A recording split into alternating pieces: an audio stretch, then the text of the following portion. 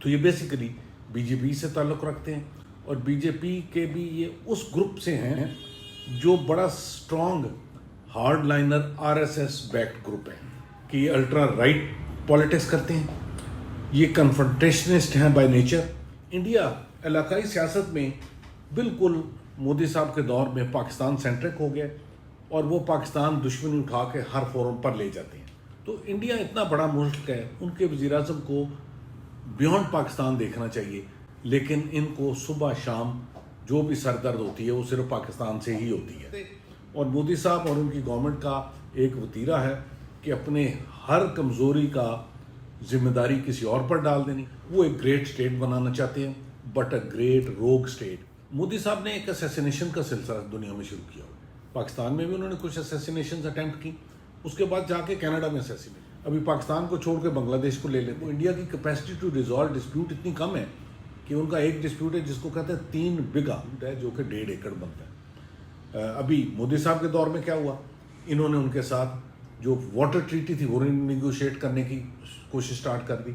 ایک ادھر ڈیم بنا رہے ہیں فینی ریور پر، جس پر بنگلہ دیش کو بڑا سخت آبجیکشن ہے۔ چائنا کو کے ساتھ ایک کمپٹیٹو موڈ میں آ گئے ہیں، حالانکہ ہونا یہ چاہیے تھا کہ انہیں ایک کوآپریٹو موڈ میں ہونا چاہیے۔ تو اس وقت جبکہ ساری دنیا ایسٹ کو آ رہی ہے، یہ ویسٹ کو جا رہے ہیں، تو یہ بڑے اسٹریٹجک بلنڈرز ہو رہے ہیں انڈیا سے۔ انڈیا خود بخود اس کا لیڈر ہوتا، اور انڈیا جا کے ساری دنیا میں آن بہاف آف سارک نیگوشیٹ کیا کرتا، اور مودی صاحب نے ایسے ایکشن لیے ہیں کہ سارک اب ایک مردہ آرگنائزیشن بن چکی ہے۔ وہی جو میں نے شروع میں کہا تھا کہ ان کی جو سیاست ہے انٹرنیشنل، وہ بھی نیگیٹیوٹی پر ہے۔ سو یہ پاکستان کا ایجنڈا ایس سی او میں بھی لے گئے، پاکستان کے ایجنڈا میں سارک بھی تباہ کر دی، پاکستان کے ایجنڈے کو برکس میں بھی لے گئے۔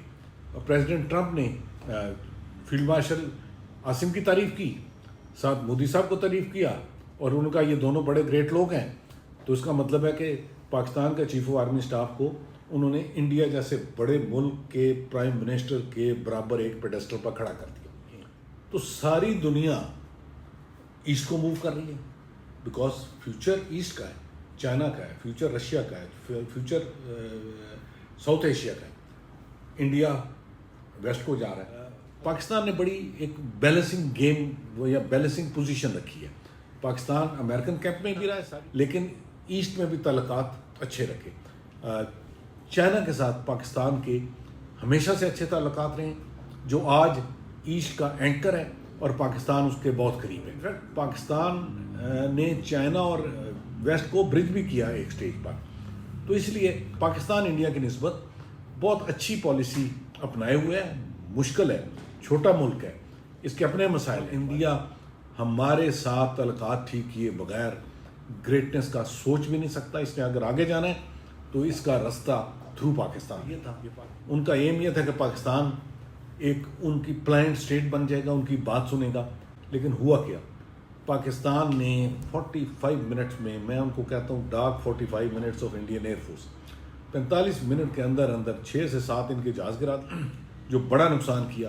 پاکستان نے ان کا S-400 سسٹم جو دنیا میں چاندے کی ہیں، رشیا کا ٹاپ کا سسٹم ہے، اس کو جدھر پڑا تھا ادھر ہی تباہ کر دیا۔ برہموس میزائلوں کا ڈیپو تھا، اس پر اٹیک کیا اور اس کو تباہ کر دیا۔ تو یہ جو پاکستان کو سبق سکھانے آئے تھے اور اپنا ایک متھ بنانے آئے تھے، تو پاکستان نے ان کا گریٹ پاور کا، گریٹ فورس کا متھ کو بالکل شٹر کر دیا، ٹکڑے ٹکڑے کر دیا۔ انڈیا کی ایئر فورس کو ریپیٹڈ شاکس مل رہی ہے کہ پاکستان ادھر تک جا سکتا ہے جہاں تک یہ سوچ نہیں سکتے۔